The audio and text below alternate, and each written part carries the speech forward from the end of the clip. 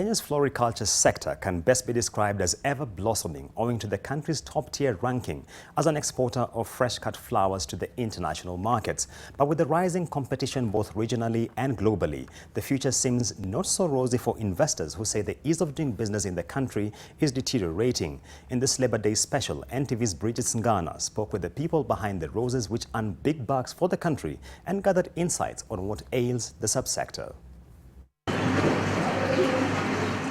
For 18 years, Rose Makambi's eyes and touch as a flower receiving and quality checker in this flower farm in Njoro, Nakuru County, have ensured the clients in Europe, where most of these fresh-cut flowers are sold, get the very best and on time. I first started bunching as a buncher. Then my boss recognized I was bunching quality flowers.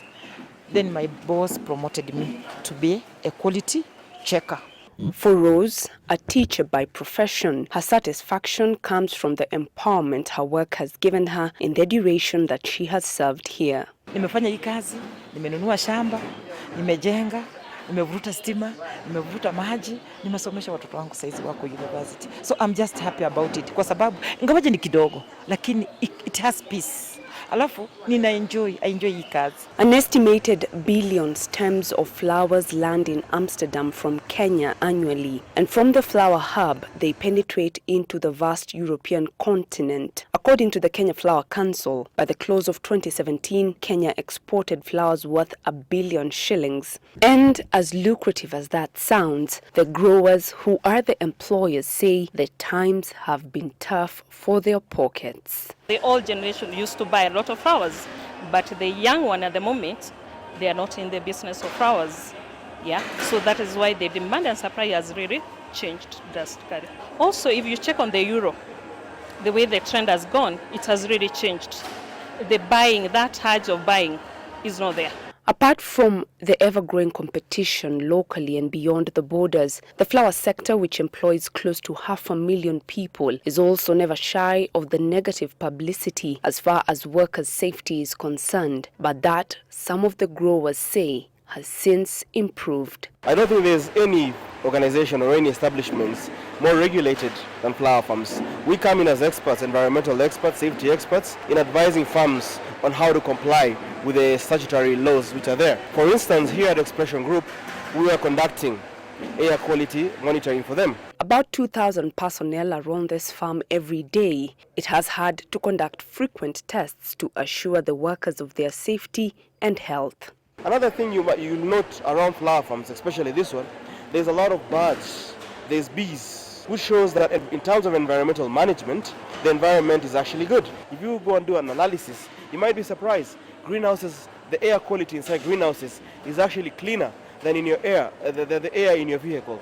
Even so, with every year the cost of life rising, the workers can only hope that their pay may increase, despite investors in the sector saying that the business environment in the country is growing cold to their needs and the country might just witness capital flight and job cuts. Our fear is that as we continue to increase the cost of doing business and impose new levies, then companies have to make a decision. How many people can you retain in employment and still run a profitable business? Tukiongezewa mshahara, that's our joy.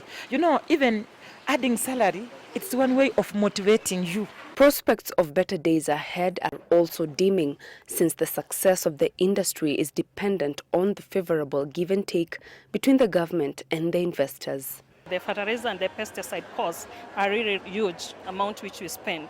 So if the government can come in and assist, maybe the exemptions of the VAT which have been involved, it will assist so that the cost can go down. So in the future, I foresee a possibility of the industry being self-regulated. For instance, if you see in the developed nations, most of this chemical research is driven by the users. Kenya is known all over the world for many things, and among them are fresh-cut flowers as a leading exporter to the European Union.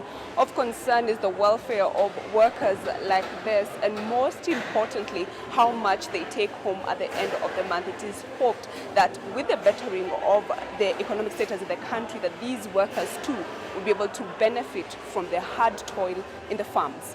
Bridget, Ghana, NTV, Nakuru.